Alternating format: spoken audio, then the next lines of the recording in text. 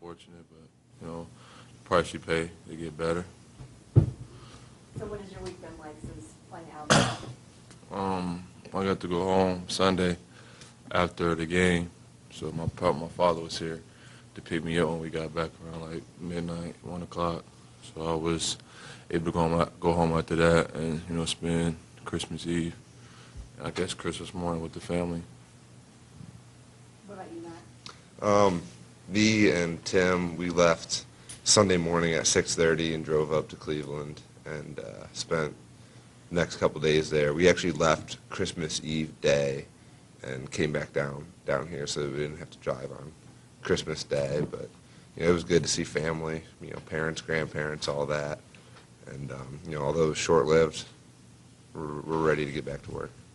We've talked about this a lot, the Bahamas trip, but do you feel like since you've won 4 games since then that you guys have turned the corner, or is it still too early to say that?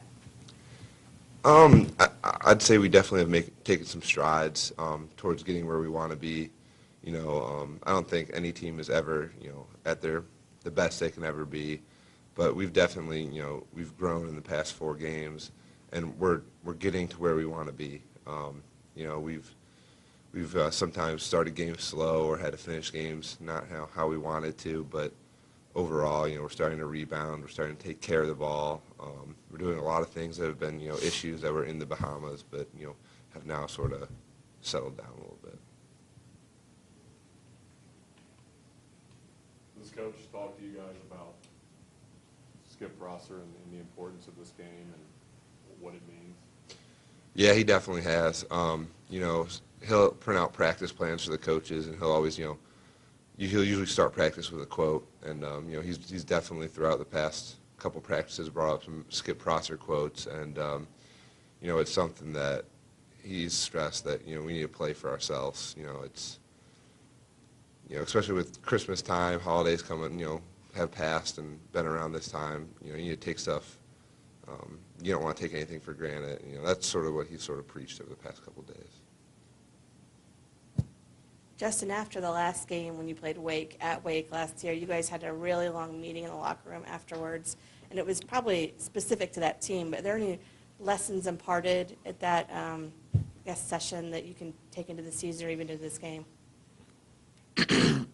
Yeah, after we played them last year, I think it was around the time we went on like our 4-game losing skid, and it was a really kind of, I guess, to say at least a come to Jesus moment we had after the game. We stayed in there till about almost midnight, I think, and we had a few, well, not a few, but everybody around the room went around and said how they could contribute to the team, and Coach went around gave everybody their role. So with any team, there has to be boundaries set, and there has to be roles given so that everybody knows when I do this, the team is at our best. So, we've already had that meeting, at the beginning of the year this year. So hopefully we don't have to have that meeting after a loss. So, by doing that last year, I feel like, it gave Coach a good feeling as to, the way we responded after that meeting. So I think that's why he did it earlier this year instead of later. Matt, you talked about getting better on the boards. Wake Forest leads the ACC in rebounding offense, and Devin Thomas is the individual leader. How do you guys keep them off the glass tomorrow? The past couple of days we've done a lot of rebounding drills. It's something that's not going to be a surprise to us that they're a good rebounding team, but it's going to take a team effort to rebound. It's not going to be just the bigs. It's not going to be just the guard. It's going to take everyone blocking out and rebounding down. And, we have to be very physical. They're going to be very physical. And as long as we can, as a team, do a good job of rebounding, we'll be okay.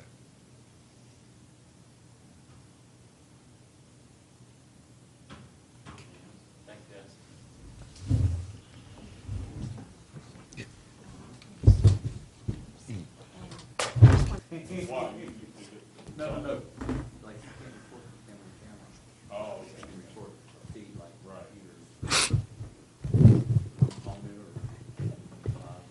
or something. Chris, as we head into the Skip Prosser Classic, you've talked a lot about how Skip influenced you, and Matt was just saying you still, you recite some of the quotes that Skip said to you over the years. Can you narrow down kind of the impact he made on you, or maybe your favorite memory of him? It's really hard to narrow down, the impact that the coach made on me.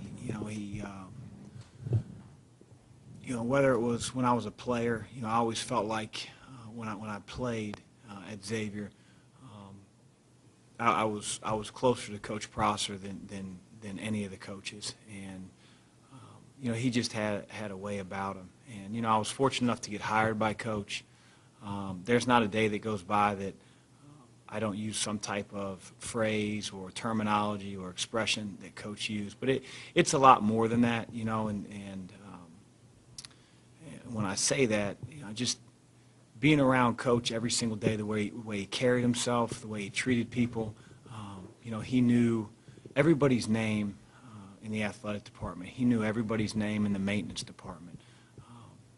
He was a genuine person. And, when you're an assistant coach, which I was for a while with him, you appreciated it, and you knew he was wise beyond his years. You knew he was very well read and sarcastic and very, very witty.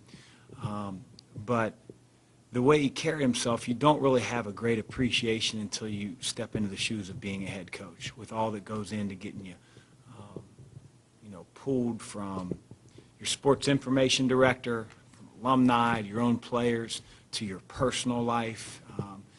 You wear a lot of hats, and just to go back and think about how well Coach wore those hats, and he never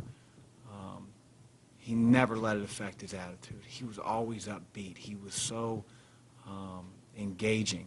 And again, it didn't matter if you were a supervisor, if you were the guy that just unlocked the arena, just had a great way about him. And that's the thing that I always carry with me, is there's not one person that you can find on this earth that has a negative thing to say about Coach. Did you try to model yourself like him in a lot of those coaching respects? I think my parents did a pretty good job in raising me, and Coach Prosser was an unbelievable extension of that. When I lived away from home for the very first time, later on in my life, and I'm not counting the college years, but for an extended period of time where I was an adult, to have somebody like Coach, the role model that he was, it inspired me to be a better coach, be a better person, and ultimately a better husband. And you're not around those type of people, each and every day. And that's when people say, "Hey, what did they leave behind?" That's what Coach left behind to me personally.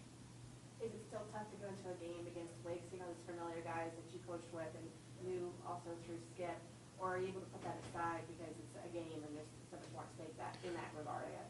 Well, they say time heals, all wounds, and again, I go back to saying that there's not a day that I don't go, without thinking about Coach and the influence he had on me. But the game itself between us and Wake, there are so many things that have changed since the time that Coach was the head coach at Wake and now, that other than what we're doing now, talking about Coach and just the daily the expressions that he brought and the things he talked about on a daily basis. Those are the things I remember. I mean, the game is all the external factors have really changed in a lot of ways. Chris, would getting your 100th win against in this game tomorrow, if you were to get it, would it mean more since Prosser and Gillen and Miller have 100 wins also? No, I mean, Coach used to say it all the time. Those are our team's wins. I don't have a record. Our team's done that. So whether it's win 1, win 50, win 100, it really holds no significance to me. And people may think that's unfortunate. I worry about being our best tomorrow night. You guys were in the Bahamas with Wake Forest, and did you have a chance to talk to Coach Battle or any of those guys, or was it too much? You were all doing your own thing? They were on the other side of the bracket. We saw each other around the resort, and we had a chance to catch up and talk briefly. But you know, when you're locked into 3 games in 3 days, there's so much time where you're just sitting in a hotel room with your staff watching film or going to a shoot-around or going to the actual game, that when we had downtime, they were playing. You know, when they had downtime, we were playing. So there really wasn't a whole lot of interaction. Certainly we scouted them, and they did the same to us. But, you know, there wasn't a whole lot of time that we really got to spend with each other there. What did you see from them in those games? They played Kansas really tough there for a good portion of that first game. They've got a great young nucleus. They play extremely hard. I think they're a very physical team. They rebound the ball well. I mean, I think they're almost plus 10 in their rebounding margin, which says a lot. And you know, they love to play fast. They're a little bit like we are in the sense that on misses and makes, they really try to push the ball. You know, Miller, McIntyre, and Madison Jones are you know, the engine that makes them go. So we got our hands full. And Travis McKee. Mackay. He also had a huge game last year against you guys. I mean, it seems like he and the guys you mentioned and Devin Thomas are really kind of what everything goes through for them. Yeah, they've got a lot of pieces. They've got a lot of guys that are capable of getting 15 or 20 on any given night. You know, Travis is one of those guys. You know, it seems like he's been there forever. You know, he can play a couple different positions. He's shooting the ball as well as he's ever had. So we have great respect for those guys. Devin Thomas is a load. He plays extremely hard. He rebounds the ball. He can get a double-double on any team in the country. Kavanaugh can shoot it from deep. So, you know, I like their team. I like their pieces. It's a big challenge for us tomorrow night. You seem to be rebounding a lot better since the Bahamas. Is there a reason for that? I've been working on it. You know, I've been working on my rebounding. And oh, you mean our team? Yes. I wasn't sure if you caught some of those staff 2-on-2 games after practice. It's an emphasis that we have every single day in practice. You know, we want to be physical. You know, we don't have a lot of out-of-the-area rebounders that you know, people like to talk about, but I do think our players are gaining a discipline of blocking out on every shot, guards included. It needs to be a 5-man undertaking when a shot goes up for our team. And hopefully we continue to get better in that category. You got to defend and you have to rebound at a high level to be a championship team. Last non-conference game, usually you have one in the middle of conference season, but not so this year. I guess, how do you go into that knowing this is the last chance to play a non-conference team? Well, it's an opportunity to have double-digit wins in the non-conference, a very challenging non-conference schedule, one that wasn't easy, one that we had a lot of bumps in the road, especially down in the Bahamas.